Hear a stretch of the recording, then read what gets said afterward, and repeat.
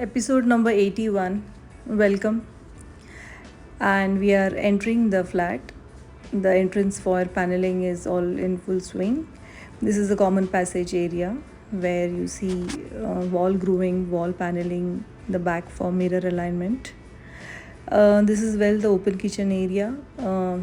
Carpentry of this area, which includes the inner carpentry like tandem box fitting, edge finishing of the carpentry storages, is extensively going on.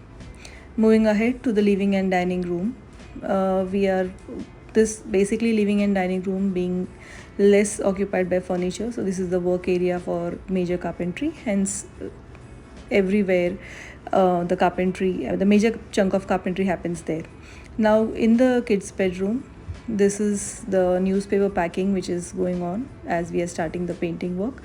Profile shutters have been installed. I have used fluted glass with different flutes here, so we shall be explaining towards the end of the series.